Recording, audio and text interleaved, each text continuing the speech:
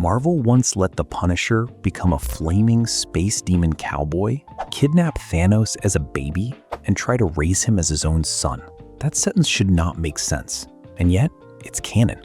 Official, in continuity, still counts Marvel canon. This is Cosmic Ghost Rider. And this is the story of how Frank Castle tried to fix the universe's biggest problem the same way he fixes every problem, by adopting it, arming it, and hoping for the best. Quick version, because the long version is its own video. This is Frank Castle, but not your Frank Castle. This is a Frank from a ruined future timeline where Thanos actually won. The chain goes like this. Frank's already lost everything once, the way Frank always does. Then Thanos invades Earth. Frank dies fighting him, along with basically everyone else on the planet. Dead Frank ends up in Hell, where Mephisto, Marvel's go-to devil for terrible bargains, offers him a deal. Become the new Ghost Rider and go back to Earth to keep fighting. Frank takes it. Of course Frank takes it. Centuries pass. Frank's alone on a dead planet with basically nothing left to punish, which for a guy like Frank is its own kind of hell. Then Galactus shows up, looking for backup against Thanos, and Frank becomes his herald, which is where the cosmic part comes in. Now he's got Hellfire and the power cosmic. They fight Thanos for centuries. They lose. Thanos kills Galactus, and Frank, broken, immortal, and completely out of people to be angry at, ends up serving Thanos himself. Eventually, he dies again, ends up in Valhalla courtesy of Odin, and that's supposed to be the end of it. It is not the end of it. Cosmic Ghost Rider #1 opens with Frank in Valhalla, the Asgardian afterlife for warriors, all mead halls and eternal glory. And Frank hates it. He's not built for peace. He's built for a mission. Odin apparently agrees, because instead of a pep talk, the Allfather basically kicks him out, restoring his full cosmic powers and telling him he can go anywhere, anywhen in the universe. Anywhere in all of space and time. Infinite possibilities. Frank picks Titan. Specifically, Titan a few years before Thanos is born. Because Frank Castle has one setting, and it's murder the problem before it becomes a problem. He finds baby Thanos. Purple, tiny, screaming, a toddler, not even a newborn.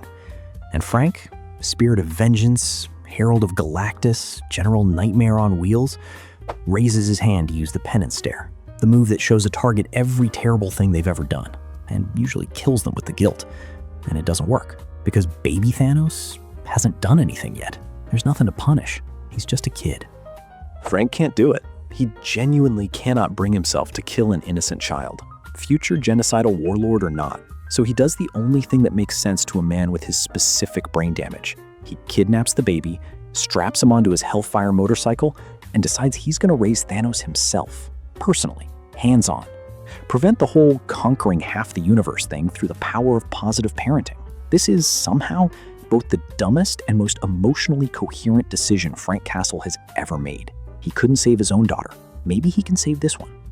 Issue 2 kicks off with Frank trying to figure out how to actually be a dad to a cosmic-powered space baby, which involves a stop at a rundown alien watering hole and a run-in with Terex, one of Galactus' former heralds, who is not thrilled to see Frank walking around with the literal Mad Titan as a toddler. Word travels fast in space. Galactus himself shows up. So does Uatu, the Watcher, the guy whose entire cosmic job description is observe and never interfere, now seriously considering breaking his one rule because Frank casually strolling around with baby Thanos might be the single most dangerous timeline event in the multiverse's history. Frank's response, more or less, not your baby, not your business. This is where things escalate. An old, grizzled future version of Cable arrives, and he's not alone. He's leading a bizarre alternate Guardians of the Galaxy, a teenage Captain Marvel, a Rocket Raccoon wearing full Groot-sized battle armor called Iron Groot, Jubilee, and genuinely Howard the Duck fused with the Juggernaut, going by Juggerduck. Yes, that's real. Yes, it's in canon. Move on. Cable's message is simple. Whatever future Frank thinks he's building by raising Thanos with love and guidance, it's worse than the one where Thanos just conquers everything on schedule.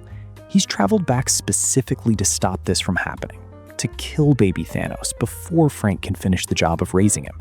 Frank does not agree. Frank does not negotiate. Frank fights an entire team of future superheroes, solo, while holding a baby, and wins. Every one of them goes down. And here's the gut punch. Even as Cable is dying, he's still trying to warn Frank, telling him the Thanos he raises turns out even worse than the one from the original timeline. Frank doesn't listen, not yet. Time skips forward, and that's when adult Thanos shows up. Except it's not the Thanos you know. This is Frank's Thanos, raised by the Punisher, wearing Punisher gear, sporting a giant purple skull logo on his chest, talking like Frank, thinking like Frank. For one beautiful moment, it actually looks like it worked. Father and son, reunited. Thanos calling Frank dad without irony. Frank did it. He broke the cycle.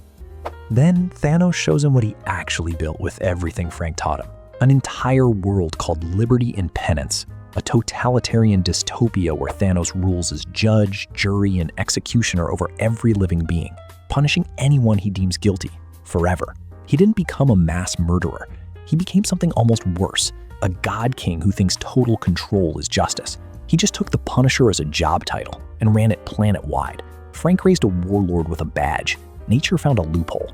There's even a monument to Frank himself in this world. Thanos deified the man who raised him, which should be touching. It's actually horrifying. Frank realizes in real time that trying to engineer a better Thanos through parenting alone didn't remove the danger. It just gave it a moral justification. This Thanos genuinely believes he's the hero. So Frank does the only thing left to do. He fights his own son. Actually fights him. No half measures, no dad guilt holding him back. He wins, kills adult Punisher Thanos, and takes baby Thanos back to the moment he originally stole him from, undoing the whole timeline he created. Frank essentially deletes his own son to save the universe from the son he raised. And this is where the story actually earns its ending, because underneath all the space shark nonsense and battle armored ducks, this was never really about Thanos. It's about Frank, a father who lost his real family and has spent lifetimes trying to fix that unfixable grief by saving someone, anyone, even the worst possible someone. In the quiet final pages, Death herself shows up to talk to Frank, an old, complicated relationship for a guy who's died this many times. It's less a battle and more a gut check, a reminder that Frank's real damage was never Thanos. It was always what he lost the first time. The story ends with Frank back on his bike, alone again, cosmic-powered and unresolved, teased to show up next in Guardians of the Galaxy. Nothing's fixed, nothing's really over. He's just riding to the next mess. And hey, if a demon cowboy raising baby Thanos as a personal redemption project is the kind of unhinged comic history you're here for, do me a favor. Smash that like button and subscribe so you don't miss the next one. I dig through this stuff so you don't have to, and there is a lot more where this came from.